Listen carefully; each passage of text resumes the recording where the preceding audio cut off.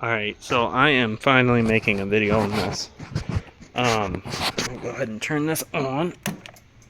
So, I have my little deployable travel network box. And I have in there Dragonminded's netboot web server running off a Raspberry Pi. And each one of these new net cities has a Naomi in it with a netdim with its own address, like, static IP address for net booting. So if you come in here, you'll see Dragonminded's netboot server doing its stuff. So it will auto push any cabinet that I have set up in there. It will auto push the ISO off over, to the netdim, hence the net booting. And it's just drop and go, which is great. So yeah, that's what I've been working on. And this is my Repro Monkey Ball banana and joystick control panel, and my reproduction got some dirt on it. My reproduction Typing of the Dead that I just got done setting up.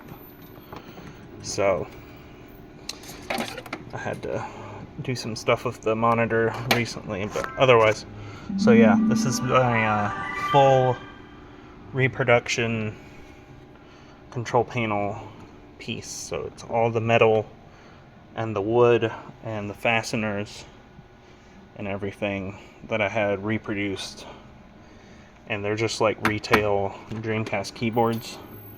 I don't think this board really does a whole lot other than adapt one connector to the maple bus wires for the Naomi, and I think it only has that like passive or whatever stuff in there for protection. I haven't bothered enough to look deep enough yet, but I think all you have to do, if you just want to, really rush it and just, not have to spend the money to reproduce that. I think someone reproduces it already, but if you don't want to do that, I think all you got to do is make a wire conversion, like little pigtail thing. And I've been thinking of doing that. Where it might be like you just take apart the keyboard and plug it into the keyboard and then plug it into the cabinet. So you just run a new wire that way.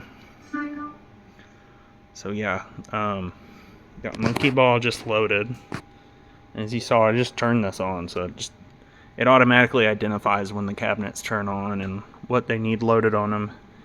And if it's not loaded there, it will automatically push the correct ROM out. Her netboot software will also do patching, which for some reason, like, I haven't gotten it to work yet. I gotta go back and double check how I set up my Pi server, but it's supposed to, like, when in the UI you can select, like, if you want to have free play patches on, language patches, any kind of patches that you want to push out. It'll push them out when it loads. You can disable the keys and things when it boots, so you don't even have to get a zero key. It also has pre-baked in smart outlet support for like PDUs. So like it could literally be addressed to turn each cabinet on individually. Because the reason why it's like that is because she was using it for her home automation, for her arcade at the house. And so when people come over, they can just select what machine they want to turn on, and it'll auto boot the game and everything, all the patches that you need. So yeah, just thought I would circle back on this. It's just a simple Raspberry Pi running a web server. It's like all Python stuff. Dragonminded has a GitHub page that has all this stuff in it. Maybe I'll link it in with this video. But yeah. And then this is, oh, the other thing it can do, it can do SRAM backups and pushes and stuff. Because basically the Naomis are pushed into kiosk mode, meaning the server basically handles everything instead of the Naomi, or something along that line.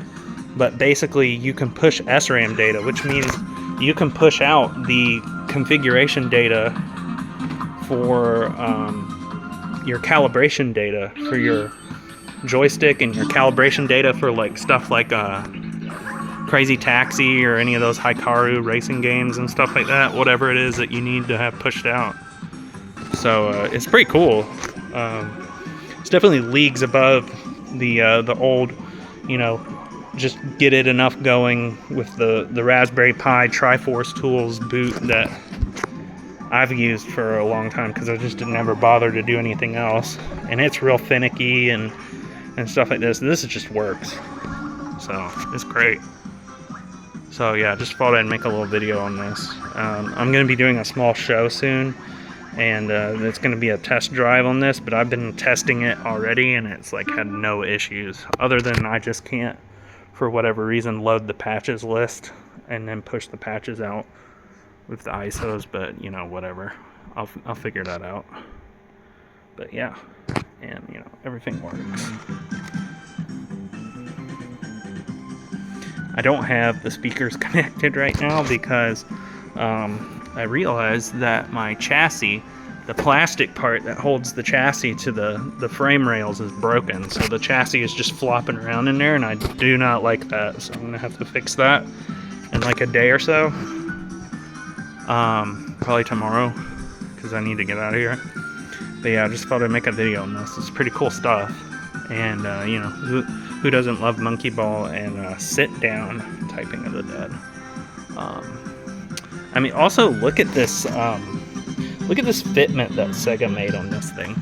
These are side by side, and I mean, just look at this. Like their designers, when they fabricated this, they were like, maybe we'll have it next to other stand-ups or sit-down cabinets, so they need to do that.